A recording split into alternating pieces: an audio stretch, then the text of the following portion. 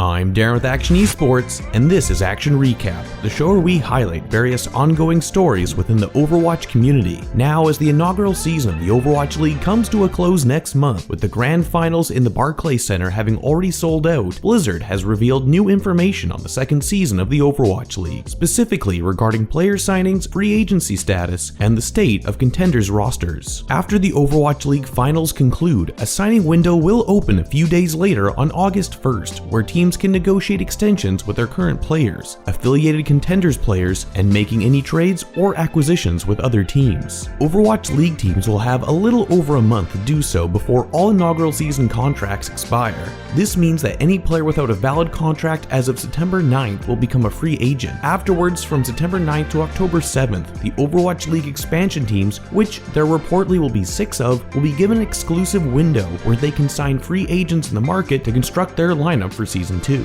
October 8th is the day in which the signing window for free agents opens up for all teams. So if players are yet to be selected by expansion teams, then they can become available for teams that competed in the first season. Blizzard states that by December 1st, each team must have at least 8 players signed under contract. However, much like Season 1, teams are still able to sign or trade players throughout the upcoming season until a final deadline, which has not yet been specified. Players who turn 18 before this 2019 deadline are eligible to be signed and compete in the league as well. The Overwatch League needs a healthy support system to generate developing talent, so it isn't surprising to hear that Contenders will also be seeing big changes. In addition to rosters being limited to 8 players, Overwatch League teams will be able to reach out to any Contenders players to arrange tryouts or negotiate contracts, provided they inform the player's current team a day before doing so. Unlike Season 1, which saw a set buyout fee at 25% of the player's average annual base salary, this rule has been removed. The wording isn't clear, but Blizzard writes that a buyout fee may be subjected to an Overwatch League team towards the Contenders team, but without a fixed rate instead of a cap at 100% of the player's salary. Now, what about Contenders teams that are already owned by Overwatch League franchises? Moving forward, there'll be something called the right to match clauses, which will be introduced. The clauses can be negotiated between Contenders teams and their affiliate Overwatch League teams, which will allow the parent team to match any offer from another Overwatch League team within 7 days of the offer being made. Blackout windows will also be spread in throughout the season to, quote, minimize disruption to the competition leading up to and during Contenders playoffs. The biggest development for Contenders that will shake up the scene next year will be something called two-way players. In 2019, Overwatch League teams will be able to designate players as eligible to compete in an affiliated Contenders team, making them officially two-way players. There is a 4-player maximum during each stage, and those players must be identified before the stage. Restrictions are unclear at the moment, but this rule has likely been put in place to allow Overwatch League teams the flexibility to add more players to the roster during a season and warrant the investment into the Tier 2 scene. For all we know, with this change, we could see franchises such as the Valiant, Dynasty, and Fuel, who didn't choose to participate in Contenders, take up whatever is left of the spots open to the community before the Contenders trials. Here are some rules that we know the league has laid out so far. First of all, regardless of where they play, two-way players count toward the Overwatch League roster limit of 12 and must earn the same salary and benefits. Two-way players also will count towards the 8-player Contenders roster limit for weeks in which their Contenders team designates them as eligible to compete. Secondly, two-way players lose their Contenders eligibility if they appear in more than 2 Overwatch League matches in a stage. Third, a maximum of 2 designated two-way players may compete in any single Contenders match. And the fourth rule, no player will be eligible to appear in both Contenders and Overwatch League matches in the same week.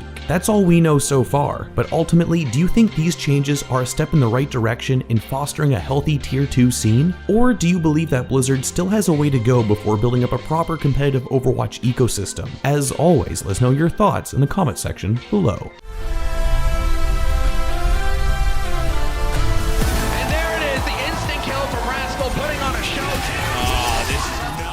That's all for now. If you enjoyed this video, be sure to like and share as it really helps out the channel quite a lot. Otherwise, be sure to subscribe and follow us on Twitter if you want to stay up to date with all of our content, and hit that bell to stay notified.